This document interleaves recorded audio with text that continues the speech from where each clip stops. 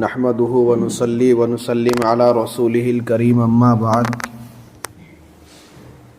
روزے کی حالت میں منہ میں پان دبا کر سو گیا، روزے دار منہ میں پان دبا کر سو گیا اور اسی حالت میں صبح ہو گئی تو روزہ نہیں ہوا، اس لیے کہ سوتے وقت پان کے اجزاء تھوک کے ساتھ پیٹ میں خود چلے گئے ہوں گے، لہٰذا بعد میں قضا کرے اور قضا روزہ رکھے، البتہ کفارہ واجب نہیں ہے۔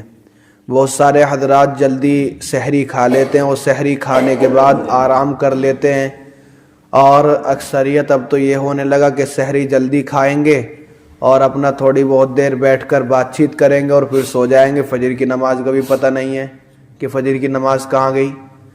تو دیکھو، روزہ رکھنا کس لیے اللہ تبارک و تعالی نے فرض قرار دیا ہے؟ تاکہ تم اس کے ذریعے تقوی حاصل کر سکو۔ یا ایھا الذین آمنوا کتب علیکم الصیام کما کتب علی الذین من قبلکم لعلکم تتقون۔ اس کے اندر اخیر میں ایک بات کہی گئی ہے، لعلکم تتقون، تاکہ تم اس کے ذریعے تقوی اور اللہ تبارک و تعالی کا خوف اپنے دل کے اندر پیدا کر سکو۔ تو بتلائیے، تقوی تو تبھی ہوگا نا جب ہم روزہ رکھ کر نماز کی پابندی کریں گے۔ تو ایسے روزہ رکھنے کا کیا فائدہ کہ نماز بھی نہ پڑھ سکے آدمی، اور ایسی نماز کے جو سب سے پہلے نماز فرض ہے، فجر کی نماز روزہ رکھ کر سب سے پہلے فرض ہے نا، تو جب پہلی نماز اس کو حاصل نہیں ہو رہی، دوسری نماز کی کیا کرے گا؟ وہ پڑھے یا نہ پڑھے؟ تو ایسے لوگوں کو سمجھایا جائے کہ بھئی تیرا بھوکا رہنا کسی فائدے کا نہیں ہے، اس سے بڑھیا تو روزہ نہ رکھ۔ اگر روزہ رکھ رہا ہے تو نماز کی پابندی کر۔ دین تمہارا گھر کا نہیں ہے، یا دین کوئی لنگڑا لولا نہیں ہے کہ جب چاہو جب من کرے اس پر عمل کر لو اور جب من نہ کرے اس پر عمل نہ کرو۔ یہ ہمارے گھر کا دین نہیں ہے، بلکہ اللہ تبارک و تعالیٰ کی شریعت ہے، اور وہ ہمارے مرضی سے نہیں چلے گی بلکہ اللہ کی مرضی سے چلے گی۔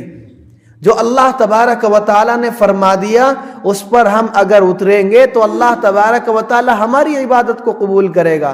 اللہ ہماری عبادت کے محتاج تھوڑے ہی ہیں۔ پوری دنیا اگر سرکشی پر اتر آئے تو اللہ تبارک و تعالیٰ فرماتے ہیں میرے اوپر ذرہ برابر بھی فرق نہیں پڑے گا، اور اگر پوری دنیا عبادت کرنے پر آ جائے تو اللہ تبارک و تعالیٰ فرماتے ہیں کہ میں ثواب اتنا دوں گا پھر بھی میرے اوپر ذرہ برابر فرق نہیں پڑے گا۔ تو بتلائیے، ہمارا محتاج نہیں ہے دین، بلکہ دین کے ہم خود محتاج ہیں۔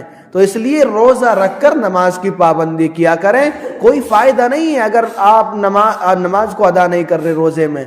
کلی کرتے وقت بے اختیار حلق میں پانی چلا گیا، کلی کرتے وقت بغیر اختیار کے پانی چلا گیا، اب اگر اس کو زیادہ روزہ یاد تھا، یعنی پانی جاتے وقت جب اس نے کلی کرتے وقت پانی حلق میں لیا، اب اگر اس کو روزہ یاد ہے تو روزہ چلا گیا، اور اگر اس کو روزہ یاد نہیں ہے تو قضا واجب ہے۔ یعنی روزے کی حالت میں بغیر اختیار کے اگر پانی حلق میں لے لیا اور اس کو اس وقت یاد ہے کہ میں روزے سے ہوں تو روزہ گیا، قضا واجب ہے، کفارہ واجب نہیں ہے۔ اور اگر روزہ یاد ہی نہیں تھا تو ایسی حالت میں پانی منہ میں لے لیا تو روزہ نہیں ٹوٹا، یہ تو بھول چوک میں ہوا۔ ناک یا کان میں دوا ڈالنا، ناک یا کان میں تیل ڈالنے سے روزہ ٹوٹ جاتا ہے مگر کفارہ واجب نہیں ہوتا۔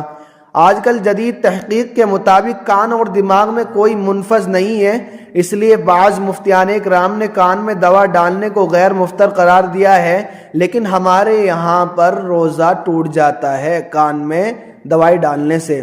غلطی یا دھمکی سے روزہ توڑ دینا، اگر کوئی شخص غلطی سے روزہ توڑ دے یا دھمکی دے کر کسی کا روزہ فاسد کرایا جائے تو ایسی صورت میں صرف قضا لازم ہوگی، کفارہ نہیں۔ یعنی کسی نے دھمکی دے کر بھئی تجھے ایسا کر دوں گا، تجھے ویسا کر دوں گا، تیرا ایسا ہو جائے گا، ویسا ہو جائے گا، دھمکی دے کر روزہ توڑوایا تو ایسی حالت میں قضا واجب ہوگی، کفارہ واجب نہیں ہوگا۔ تو مسوڑوں کے خون کا پیٹ میں چلا جانا، بہت سے حضرات کے دانت خراب رہتے ہیں، ان میں سے خون کا چلنا جاری رہتا ہے، تو اگر ایسی حالت میں مسوڑوں کا خون اگر اتنا زیادہ ہو کہ وہ تھوک پر غالب آ جائے یا وہ تھوک کے برابر سرابر ہو، تو اس کے پیٹ میں چلے جانے سے روزہ ٹوٹ جائے گا اور قضا لازم ہوگی۔